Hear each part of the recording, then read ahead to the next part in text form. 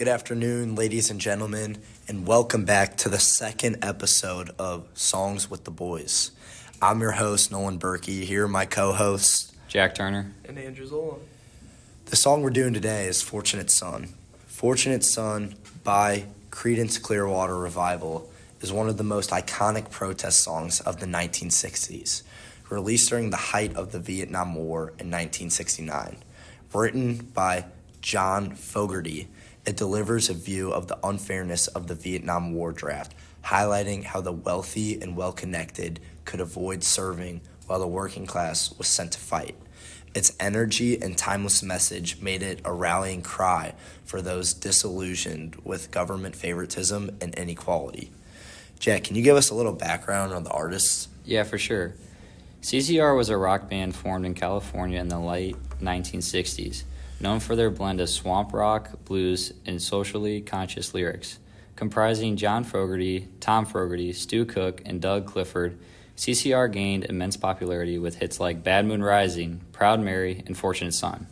John Fogerty, the band's primary songwriter and lead vocalist, grew up in a working-class family and was deeply aware of the struggles faced by ordinary Americans. Fogerty's inspiration for Fortunate Son came from his frustration with the American government and its treatment of the privileged during Vietnam War. He observed how sons of wealthy families were often spared from the draft through deferments, while working-class youths were disproportionately sent to the front lines. This injustice fueled his anger and drove him to create a song that called out this hypocrisy, directly reasoning with the growing anti-war movement of the time. Andrew, would you like to kind of go into about the lyrical analysis of Fortunate Son? Yeah, so the lyrics of Fortunate Son cut straight to the heart of class inequality. The opening lines, "Some folks are born made to wear the flag, ooh, they're red, white, and blue," establish the theme of patriotic privilege, contrasting it with the reality faced by the less fortunate. The chorus, it ain't me, I ain't no senator's son," is a direct denunciation of the political elite, emphasizing the ordinary citizens bore the brunt of the war effort.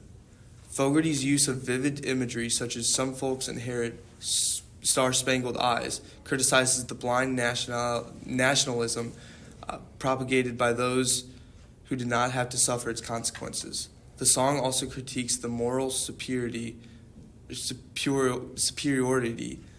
often claimed by the wealthy, with lines like, "And when the band plays Hail to the Chief, they point the cannon at you." This is a celebratory patriotism of harsh realities of the war, drives home the song's central message. The sacrifice demanded by war is unequally distributed. The stripped-down, driving rhythm of the song, combined with Fogerty's impassioned vocals, creates an urgency that reflects the frustration and anger of the entire generation. The music amplifies the song's protest, ensuring the message could not be ignored. Nolan, would you like to tell us about the impact of this one? Yeah. So, Fortunate Son became an anthem for an anti-war movement, encapsulating the anger and disillusionment felt by many Americans during the Vietnam War.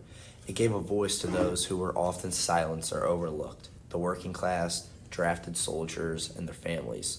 The song's unapologetic critique of inequality resonated beyond the 1960s, finding relevance in protests against other wars and injustices in the decades that followed.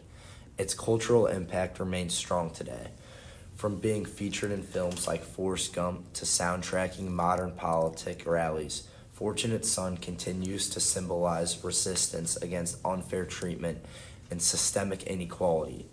It remains a reminder of how music can serve as a powerful tool for social change and a call to hold those in power accountable.